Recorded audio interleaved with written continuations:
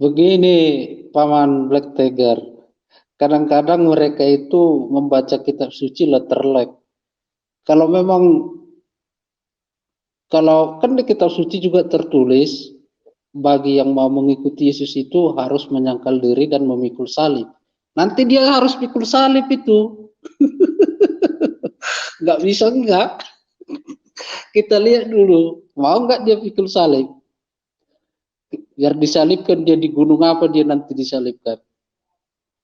Jadi kadang-kadang pola Sekarang pikir gini, mereka, pertanyaan saya, Paman RK. Berarti dia tidak memikul salib dong. Dia karena dia berpikiran dia harus berkeluarga. Berarti dia mencari apa ya? Kalau boleh dibilang apa ya? Kesenangan duniawi toh, karena dengan dia mempunyai istri gitu loh.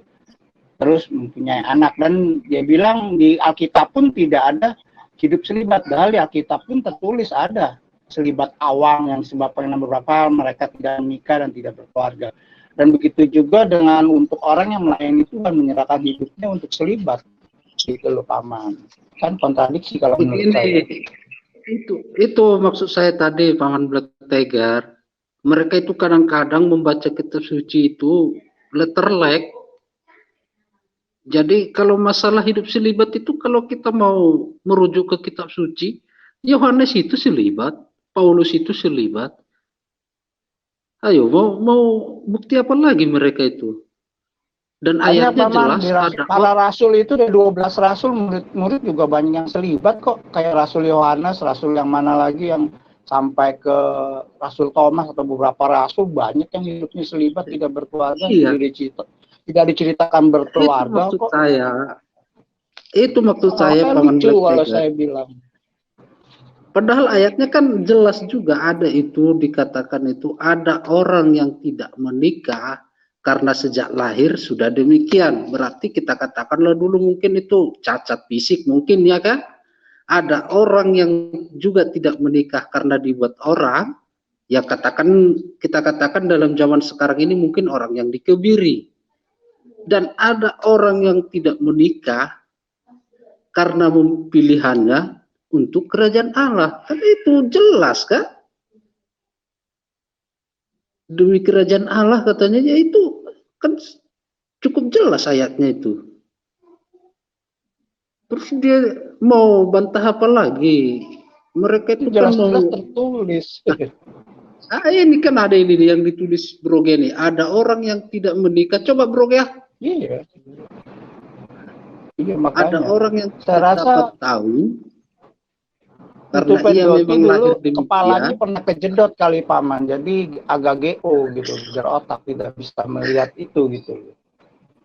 Menurut Iya. saya ya. Makanya baca kitab suci itu tidak boleh sepotong-sepotong loh.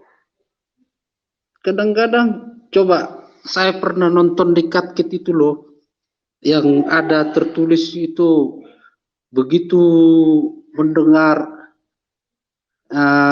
kata Yesus itu waktu memilih murid-muridnya itu langsung ikut. Yakobus itu kalau nggak salah, Yakobus itu langsung ikut. Kalau melihat perikop itu cuma ayat itu, mungkin kita langsung berkata haleluya, tidak ada langsung penolakan. Kalau Yesus sudah memanggil, tidak ada kata penolakan.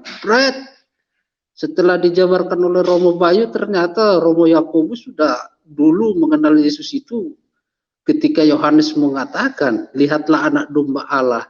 Ya itu, baru Yakobus mengatakan kepada Petrus, aku sudah bertemu dengan, di ayat lain, Yakobus bertemu dengan Petrus mengatakan, aku sudah bertemu dengan Mesias.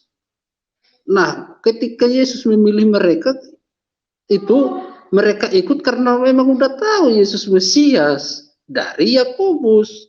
Tuh, saya pas diterangkan oleh Romo Bayu gitu, oh iya ya, berarti membaca kitab suci itu tidak boleh hanya satu perikop, satu ayat, harus dari keseluruhan, baru bisa menentukan ajaran. Oh ini enggak, dari satu ayat sudah seolah-olah paling benar. Lagian Paulus juga mengatakan kan orang yang menikah itu baik. Orang yang tidak menikah itu jauh lebih baik kok. Ada ayatnya itu. Saya nggak hafal ayat-ayatnya, tapi saya tahu itu ada tertulis di kitab suci. Iya, ada Paman. Orang yang menikah. Di 1 Korintus Iya. 7, Paman. 1 Korintus 7. Nah, itu kan ada. Saya ini nggak hafal ayat-ayat. Saya nggak hafal ayat-ayat, tapi saya tahu itu ada ayatnya itu. Orang yang menikah itu baik, yang tidak menikah itu lebih baik. Kalau nggak salah kata-katanya seperti itu. Ayo, dia mau menyangkal itu. Ini kan kita ini seolah-olah dia mau mengajari kita yang sudah dari abad pertama. Nggak soplak, nggak pemikiran seperti itu. Kita ini ajaran dari awal itu, dari abad pertama itu dipelihara loh di dalam gereja dan diteruskan. Bukan gereja kita hadir dari hasil menafsir-nafsir kitab suci, no. Itu mah bukan kerjaan orang Katolik menafsir-nafsir kitab suci baru mendirikan gereja. Tidak, ajaran itu sudah ada dari dulu, dijaga oleh magisterium dan diteruskan dan meneruskan kepada umat. Itu sebenarnya mereka ini kan seolah-olah kitab suci itu lebih dulu ada daripada gereja. Gereja lebih dulu hadir di dunia ini daripada kitab suci loh. Jangan salah. Dalam konteks perjanjian baru loh ya. Jangan nanti juga diseret-seret ke perjanjian lama. Karena konteks perjanjian lama itu, kalau mereka itu paham, itu konteksnya kepada umat Israel zaman dahulu. Makanya pewahyuan Tuhan itu kan step by step, tetapi polanya sama. Coba kalau kita lihat. Kalau ada saudara kita dari seberang yang menafsirkan itu Musa, yang seperti Musa itu adalah nabi mereka. Fred, konteksnya adalah seperti Musa membawa bangsa Israel keluar dari perbudakan di Mesir, seperti itu juga Yesus datang membawa kita keluar dari perbudakan dosa. Itu konteksnya. Bukan Musa menikah, ini menikah. Ini Musa memimpin perang, ini memimpin perang. Itu namanya cocokmologi. Bukan seperti itu konteksnya. Konteksnya itu adalah seperti yang saya katakan tadi. Bagaimana Musa membawa bangsa Israel itu keluar dari perbudakan dari bangsa Mesir. Seperti itulah Yesus. Dia membawa kita keluar dari perbudakan dosa. Halo, suaranya hilang. Iya, terdengar Hilang ya? Paman. Terdengar. Mungkin di Paman Friendly yang kurang sorry. bagus sinyal. Oke, ya. Nah, silakan Paman RK, lanjut. Jadi makanya kalau baca kitab suci itu, kalau kita nggak ngerti ya, saya ini gini-gini loh, pernah belajar katolisitas, bukannya cakap sombong, tapi saya ini gimana ya, kalau melihat hal-hal seperti itu Paman Tiger, saya ini sebenarnya udah ketawa, senyum-senyum sebenarnya saya ini. Terlalu banyak yang di skip. Dan saya yakin sola scriptura itu ajaran sola scriptura itu adalah untuk mendegradasi ajaran gereja awal. Supaya mereka itu tidak melihat atau menoleh-noleh buku-buku yang dikeluarkan oleh bapak-bapak gereja itu. Karena kalau sempat umat mereka itu membaca itu, kiamat ajaran mereka. Kiamat itu ajaran mereka itu. Karena sangat jelas itu mereka kan pasti gini, Paman RK, pertanyaan saya gini ya. Sama Bro G, apakah di agama Kristen non Katolik itu ya ajaran Pak Pendoti itu ada di kayak di kita kan KGK, apakah ada di bukunya dia, paduannya dia bahwa itu pendeta harus menikah, itu ada, harus menikah dan punya anak, itu apakah ada gitu loh ya, karena saya tidak tahu ya apa yang ada apa tidaknya gitu loh untuk harus menikah, punya istri dan punya anak begitu. Bro Gia. Kalau harus sih saya nggak tahu ya, tapi kayaknya iya. mereka itu harus menikah. Karena setahu saya pendeta nggak ada yang nggak menikah loh, malah ada yang dua Sekarang kali nikah, 3 kali nikah.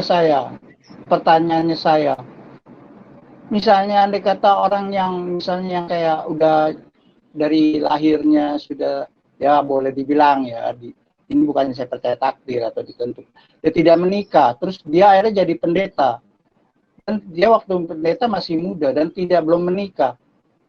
Apakah dia tidak berhak untuk melayani kebaktian, atau dia kan biasanya kalau di Kristenan Katolik mendirikan gerejanya sendiri kan? Apakah dia tidak boleh karena dia belum menikah?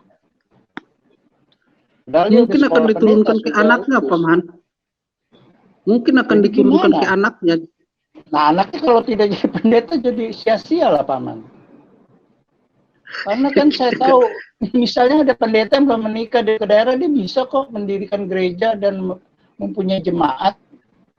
Misalnya yang di pedalaman atau di kota, dia bisa membuka gereja gitu loh. Iya, apakah iya kan bisa aja dia belum menikah waktu dia lulus jadi pendeta. Terus kedua, mungkin kalau menurut gini Paman, menurut pendapat saya mungkin dia kayak satu negara kali presiden. Jadi presiden itu the first man, kalau istrinya itu the first lady. Jadi berarti di kepemimpinan dia di gereja dia, pendeta itu the first man, dan istrinya itu adalah first lady pendoti berarti ya. Jadi ada makanya anaknya jadi pangeran kan? Iya. Anaknya jadi pangeran kan, Jadi Paman? kalau ada acara gereja atau apa, pengunjungan pita kayak ibu negara menghadiri pertemuan istri-istri umatnya, gunting pita ibu pendeta. Jadi ada peresmian dari ibu pendeta. Sekarang apa fungsinya? Pertanyaan saya, apa fungsinya ibu pendeta? Istrinya itu loh, padahal bukan pendeta kan, awam dia. Istrinya, anaknya, apa urusannya dengan kepemimpinan gereja dari satu orang pendeta gitu, Pak Aman?